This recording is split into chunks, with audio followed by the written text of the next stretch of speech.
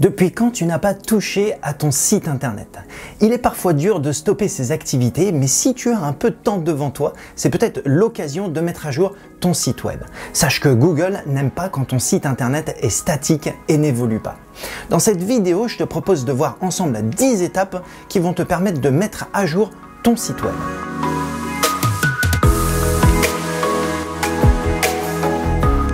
Je m'appelle Christophe et j'aide les entrepreneurs à développer leur business en ligne grâce à leur site internet. Alors, mettre ton site à jour consiste à améliorer à la fois les fonctionnalités, le contenu et le design. Cette checklist complète t'aidera à reprendre ton site de A à Z afin de le mettre au goût du jour, aussi bien pour les visiteurs que pour les moteurs de recherche. Voici les 10 points que nous allons aborder ensemble. Quand faire la mise à jour de ton site? Faire une analyse, fixer des objectifs et élaborer un plan. Définir le langage visuel. Reprendre l'arborescence, regarder les tendances du web design, actualisation des textes. Ensuite, on verra le référencement, optimiser la version mobile et ensuite le partage de ton site internet. Quand faire la mise à jour de ton site? Retravailler ton site va te demander du temps, de l'organisation et de la stratégie. Tu dois donc te préparer. Avant de démarrer, pose-toi les questions suivantes. Le design de ton site est-il démodé? Les ventes ou les conversions ont-elles chuté? Les utilisateurs se sont-ils plaints de la navigation ou du plugin? L'identité visuelle de ton entreprise a-t-elle changé?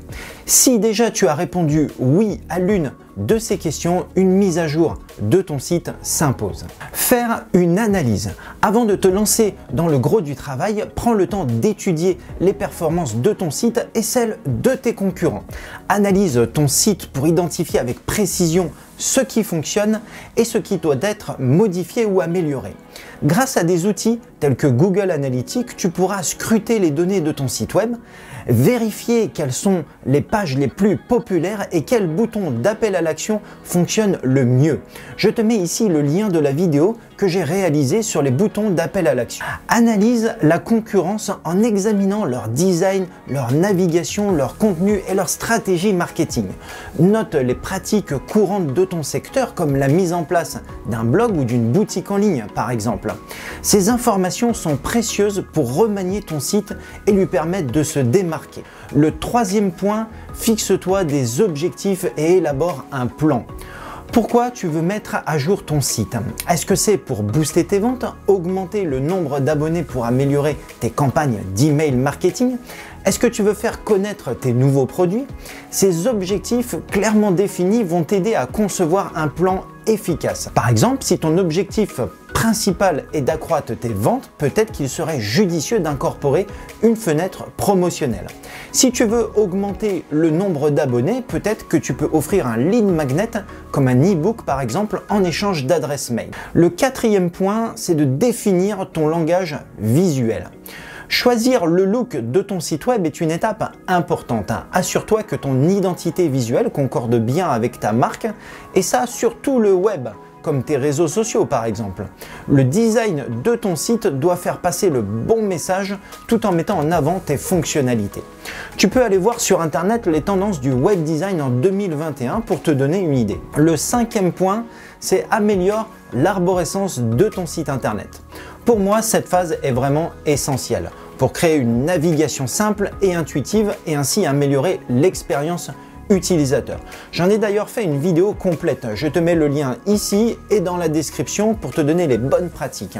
Tu pourras aussi télécharger le tableau pour t'aider dans la construction de ton arborescence. Le sixième point est de suivre les tendances du web design. C'est seulement à ce niveau qu'intervient le design dans ton processus de mise à jour. Garde à l'esprit ton identité de marque et couple-la à ces petites recommandations pour sortir du lot. Alors, hiérarchise chaque élément de ton site par ordre de priorité. Garde un contraste de couleurs qui permet de distinguer les diverses parties du design en soulignant leurs différences. Équilibre chaque page pour respecter une certaine harmonie. N'hésite pas à argumenter avec des images.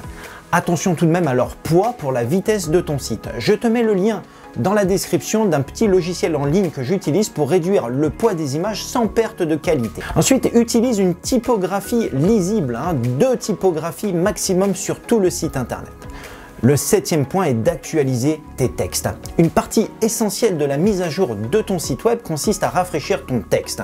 Mets-le à jour par rapport à des dates par exemple. Si tu as un article sur les 10 meilleurs logiciels en 2019, pense à le mettre à jour pour 2021. Ensuite, je te conseille de reprendre ton site pour qu'il soit agréable à lire. La durée d'attention sur le web est très faible et les internautes ont la fâcheuse tendance de le lire en diagonale. Le 8e point, c'est le référencement.